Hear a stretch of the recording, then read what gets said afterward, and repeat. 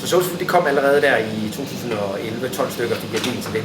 Inden da havde jeg jo startet en chokoladefabrik i Kingstown, som laver alt fra, hvor man prøver rå bønner ind i det ene sted, og chokolade kommer ud af det andet sted, så hele processen ejer vi jo dernede.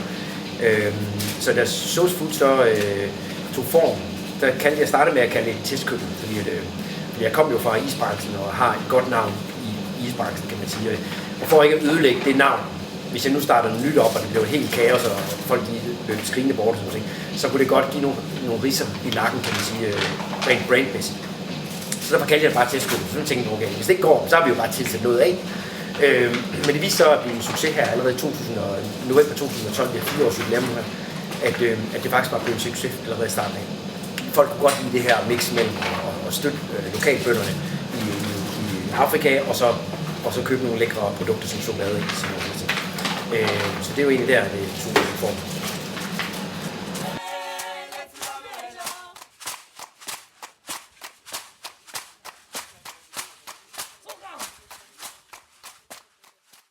Da vores drenge, da vi boede for eksempel i Zimbabwe, da vores drenge de skulle i skole der, så på et tidspunkt så kom der lige pludselig aber ind, rendte rundt på kateterne og borde og stole og sådan ting, og stjal deres madpakker og løb igen og sådan ting, og læreren havde stokken fremme og prøvede at slå aberne ud af klasselokalet.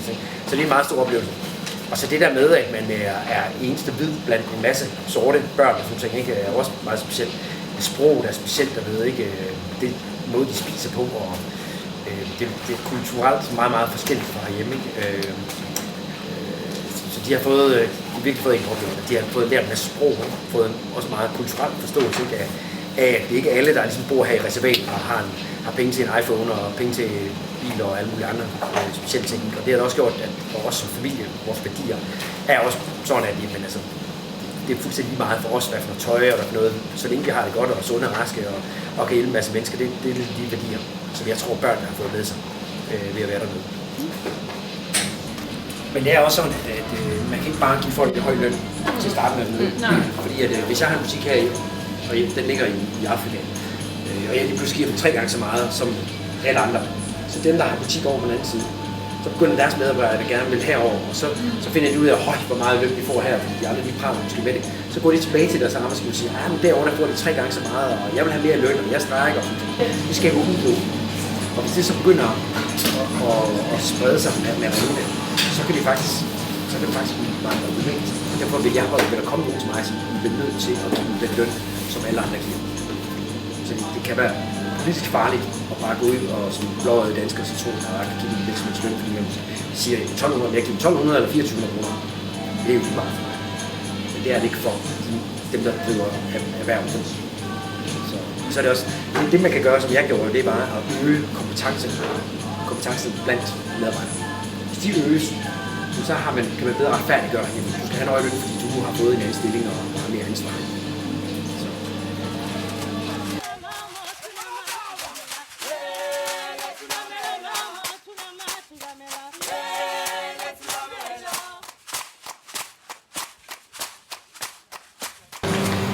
Suki, hende ansatte jeg nede på chokoladefabrikken i 2009, da vi startede. Og da vi sad til selve jobsamtalen, så hun skulle ansættes som opvasker. Så spurgte jeg hende, hun 39, så spurgte jeg hende, hvad hendes største drøm var. Hendes største drøm var at få hendes egen chokoladebutik. Det tog hende et stykke tid for at kunne svare, for det er det samme som jeg spørger dig om, du tænkte at blive, hvad din drøm er om, det er at blive milliardær. Det ville jeg selvfølgelig gerne. Altså for hende var det simpelthen at få en chokoladebutik i hverdagen, og stadig. Og så tog jeg en hånd, så sagde jeg, at du gør det rigtig godt for os. Så skal jeg love dig i dag, så vil jeg hjælpe dig med at få den her chokoladebutik. Så bliver det græd. Du er jo meget rørt for den besked. Det er sjældent, kan vi sige, hvide sydafrikaner siger det til de sorte sydafrikaner. Og så viste så 3 måneder efter, der hun mødte ind til tiden, som er meget specielt i Afrika. Det er jo ikke alle, der møder ind til tiden, og jeg overhovedet ikke møder ind, hvis de gør. Og så hvor hun var dejlig og frisk og gav en god atmosfære blandt de andre kollegaer, som tænkte, så jeg sagde, kan du ikke tænke dig at lære at lave chokolade? Og så det var hun rigtig gerne. Så lærte hun at lave chokolade, og også det finere chokolade, som blev chocolatier efter et stykke tid. Så ved du hvad, du fortsætter så at skrive til Danmark. Så skal du op og starte Social Food sammen med mig. Og det kom hun så også. Og første gang hun egentlig har været uden for Sydafrika, uden for Cape Town. Kæmpe oplevelse for hende. Hun sad heroppe sammen med de første kursister, vi havde, hvor at lære at lave flødeboller. Og så på et tidspunkt, så begyndte hun at lave flødeboller, som hun tænkte, ikke? Så på et tidspunkt, så skum det kom op sådan her, og så blev det sådan en paddehat og sådan ting.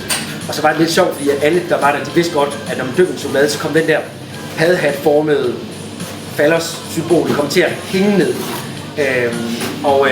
Så var det så en af kursisten sagde, hvad skal den så dyppes i, mørk eller lys chokolade, den her? Vi fandt også ting her. Og der blev hun helt rød, og sorte kan altså godt blive helt røde i hovederne. Og så sagde jeg, jeg holder mig til sort, det ved hvad jeg er. Og det var bare færdiggrin, alle dem, som stod deroppe. Og så var det så her for et års tid siden, så spurgte jeg så Sugi, må vi bruge dig? I kan se logoet dernede. Må vi bruge dig i vores logo? Så vil jeg gerne gøre dig medejer af en næste chokoladebutik, vi åbner nede i Sydafrika. Men det, der er så meget typisk med afrikanere, det er, at de har svært ved at se frem i tiden.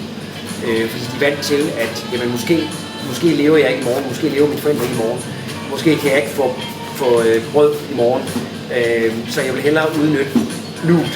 Derfor vil hun hellere imod nogle penge, vi gav hende nu og her, frem for om fremtiden måske forøge sin indtjening væsentligt mere.